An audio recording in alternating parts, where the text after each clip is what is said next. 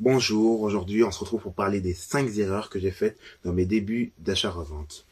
Donc déjà pour commencer, la plus grosse erreur qu'on fait tous, c'est ne pas faire des photos de qualité. On s'en rend pas compte, mais les photos, c'est vraiment le truc le plus important. C'est vraiment la chose que tu vois directement. C'est la chose la plus importante. Écoutez-moi bien s'il vous plaît. Donc, faites des photos de qualité, des photos qui donnent envie, des photos claires et nettes, où on voit toutes les informations qu'il faut voir, où on a envie de cliquer dessus, parce que c'est vraiment la première chose que le client voit. Vous ne faites pas des photos pour votre famille, pour vos proches, pour vos amis. Non, non, non. Vous faites des photos pour des inconnus, c'est-à-dire qu'ils ne vous connaissent absolument pas. Ils ont besoin d'avoir envie d'aller chez vous. Donc, il faut que ce soit des photos claires et nettes. Donc déjà, première chose à savoir pour faire une bonne photo, c'est-à-dire que vous devez vous mettre bien en face de votre habit. C'est vrai que des fois, on se dit, ouais, c'est logique, mais moi, je peux vous le dire, hein, en passant sur Vinted et en cherchant certaines choses, il est des fois vu des photos qui étaient comme ça. On voyait par exemple le pull comme ça. Donc, vous ne devez absolument pas faire ça. Donc, alors, après, on passe sur la deuxième chose à ne pas faire, surtout pas, c'est ne pas répondre aux messages. Les messages, si on vous les envoie, c'est parce qu'ils ont besoin d'informations. Vous devez répondre une heure maximum si vous débutez. Parce que personnellement, un débutant comme moi, si quelqu'un ajoute en favori et qui se dit, ouais, ben ce pull-là, j'en ai vraiment envie, il est beau. Mais pendant les 1 heure où je vais pas répondu, qu'est-ce qui va se passer? Il va se dire, ouais, personne ne me répond. Je vais les chercher en attendant. Pendant 30 minutes, 30, pendant 30 minutes, il a amplement le temps de trouver une autre personne qui lui fait soit un prix moins cher, ou soit qui lui répond beaucoup plus vite que vous. Donc alors, qu'est-ce que vous devez faire? Vous devez vite lui répondre. Et surtout, des bonnes réponses. Faut pas que vous répondez comme si vous étiez obligé. Moi, j'ai déjà eu cette expérience. La personne me répondait comme si je lui avais forcé la main. Donc, surtout, évitez ça. Parce que le client, si vous n'êtes pas accueillant et chaleureux, il n'aura absolument pas envie de venir acheter chez vous. Qu'est-ce qui l'oblige à venir acheter chez vous? Alors que vous, rien ne vous oblige, hein, bien entendu. Mais vous devez quand même essayer d'être le plus amical possible. Donc alors, on passe sur la troisième erreur. C'est ne pas envoyer de messages aux personnes qui ajoutent en favori vos articles. Ça, vous en rendez pas compte. Mais déjà, pour que vous compreniez bien, habituellement, les gens s'y achètent sur Vinted, ou même qu'ils achètent des choses dans l'ensemble, c'est sur le coup de l'impulsivité. C'est-à-dire qu'ils n'en ont pas forcément envie ni besoin, mais c'est que là, tout de suite, ils le veulent, et c'est tout. C'est-à-dire que, par exemple, si vous mettez une paire de chaussures, disons, je sais pas, à 80 €, et qu'après, disons, la personne la met en favori, si vous voulez directement, vous pouvez dire, ouais, si vous voulez, on peut discuter le prix, je peux le baisser à 60 €. Oui, bon, déjà, ça, c'est à moitié une- un bon message, parce que, premièrement, si vous parlez de baisser à 60 €, la personne verra toujours plus bas. Donc, si vous dites de 60 €, elle parlera, elle vous dira, oui, s'il vous plaît, est-ce que ce serait possible de le descendre à 40? La personne ne se rend pas compte vu que c'est pas à elle l'article, mais vous, si vous réfléchissez un peu, moins 50%. Donc déjà, dans l'achat-revente, c'est pas ça qu'on veut parce que ça vous fait déjà moins 50% de toute la somme qu'il y avait. Donc alors, ce que vous devez essayer de faire, c'est dire, par exemple, comme message, bonjour madame ou monsieur, avez-vous besoin de plus d'informations? Et si vous voulez, le prix peut être discutable. Voilà ce que vous devez envoyer. Comme ça, elle saura que si elle veut savoir des choses en plus, vous pouvez lui dire. Si elle veut ne serait-ce qu'un peu baisser le prix, vous pouvez lui dire. Et surtout, moi c'est ce que je fais, ajouter à la fin, dans la limite du raisonnable. Oui, oui. Parce que la plupart des personnes exagèrent.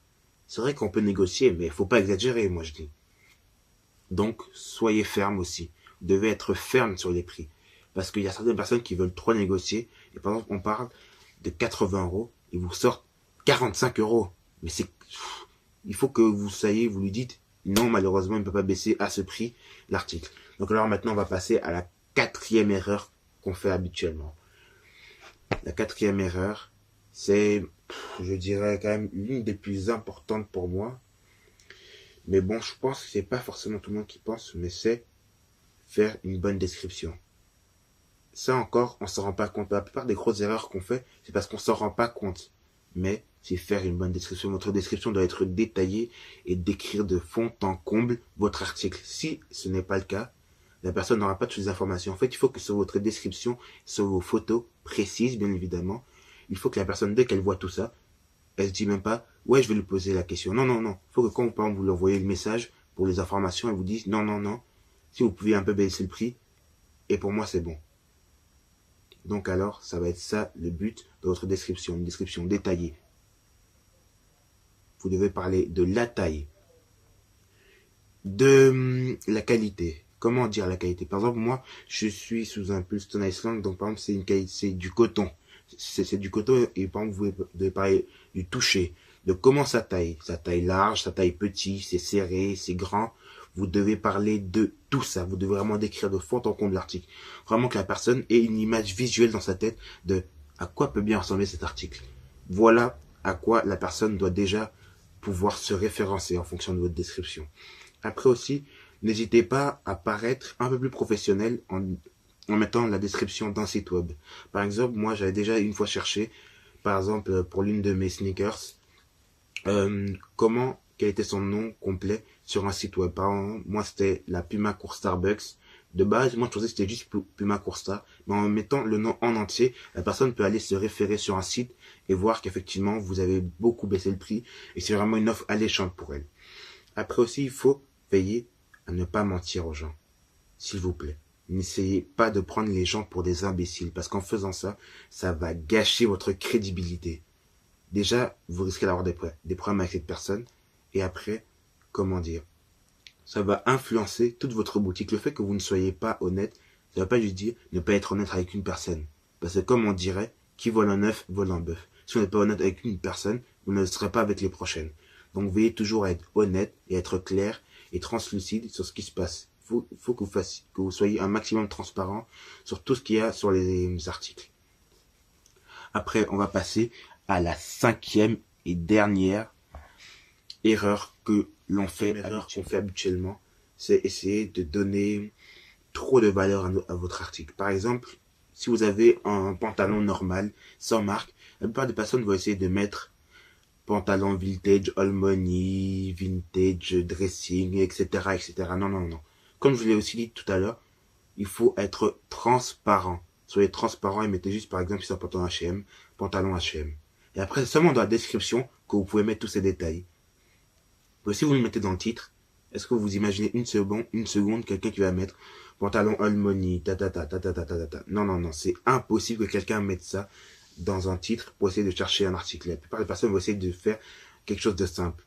Pull bleu, Ralph Lauren, pull noir, je ne sais pas quoi. En tout cas, c'est de ça que vous devez surtout vous concentrer. Puis après, maintenant, si vous êtes resté jusqu'à la fin de cette vidéo, je vais quand même vous donner un bonus parce que ça fait plaisir que vous soyez resté jusqu'à la fin. Donc, l'erreur est la chose que pour moi vous devriez adopter le plus pour vraiment multiplier vos gains. En tout cas, moi, c'est vraiment ça qui m'a aidé. C'est faire des réductions. Bon, le fait de ne pas faire de réductions, c'est pas vraiment une erreur, mais moi, je vous le conseille. Faire des réductions, c'est la méthode incroyable. C'est vraiment la meilleure méthode pour pouvoir attirer un maximum de personnes. Le fait que vous lui disiez oui, si vous faites un lot, vous aurez moins 15%, moins 20%. La personne elle aura d'office envie de vous acheter, de se dire waouh, je vais avoir une réduction en plus, c'est incroyable. Ou alors aussi faire une réduction aux personnes qui s'abonnent. Par exemple, je pense que avant, quand je vendais juste mes habits et que je faisais pas de l'achat-revente, faire des réductions, ça m'avait permis de vendre 5 choses en même temps. 2 t-shirts, un pull, une chaussure et une veste. À la base, la personne n'était attirée que par la veste, mais quand elle avait vu dans la description qu'on pouvait faire des réductions, elle a décidé de faire un lot et me l'a envoyé, m'a demandé, oui, vu que je suis abonné, est-ce que je peux avoir une réduction sur ça? Alors là, je lui ai fait sa réduction. Et en plus, personnellement, j'aime bien cumuler les réductions. Comme ça, les gens, ils aiment beaucoup. Mais c'est aussi faire, par exemple, oui, après leur premier achat, vous leur dites, oui, pour votre prochain achat, vous aurez par exemple moins 15 ou moins 20%. Voilà ce que vous pouvez faire. Alors la personne, elle se dit, ah ouais, si pour mon prochain achat, je peux avoir moins tel pourcent, alors pour moi, c'est bénéfique. Donc j'ai qu'à y aller et on va voir. Donc alors vous faites ça et ça vous permet de déjà familiariser la personne à votre magasin et surtout fidéliser les personnes. Oui, oui, parce que vous entendez bien, le fait qu'elle ait acheté 2 fois chez vous, c'est-à-dire qu'elle vous connaît un peu et elle va apprécier votre travail si elle achète 2 fois. Donc c'est ça le but. Et après, si vous demandez, ouais, mais abonné, qu'est-ce que ça va me changer en fait qu'elle s'abonne? Qu'est-ce que ça va vous changer? C'est-à-dire que chaque fois que vous mettrez quelque chose en ligne, ça lui enverra tout de suite. Tout de suite. C'est-à-dire qu'elle aura une notification, oui, Vinted Kélian a mis un nouvel article en ligne. Donc alors, comme les notifications, elle dira, ouais, je l'ai déjà acheté 2 fois, donc je vais essayer de voir qu'est-ce qu'il propose. Elle va cliquer dessus, elle va voir votre article, et alors elle pourrait être possiblement intéressée. Et si elle ne l'est pas, de toute façon, elle vous aidera à être plus visible dans l'algorithme Vinted. Ça fera que vous serez référencé plus haut vu que vous aurez plus de vues. Donc c'était tout pour cette vidéo. Si vous avez aimé, n'hésitez pas à like, commenter si vous voulez d'autres vidéos ou si vous pensez que j'ai oublié quelque chose. Parce qu'après, je vous donne mes conseils sur ce que je n'avais pas fait. Mais je ne suis pas forcément l'une des personnes qui s'y connaît le plus. Normalement, très prochainement, je ferai une autre vidéo qui expliquera sur 10 choses à faire pour vraiment essayer de réussir sur Vinted et d'exploser les ventes. Donc, si vous avez aimé la vidéo, likez et abonnez-vous, ça me fait très plaisir. Et j'espère qu'on se retrouvera pour une nouvelle vidéo.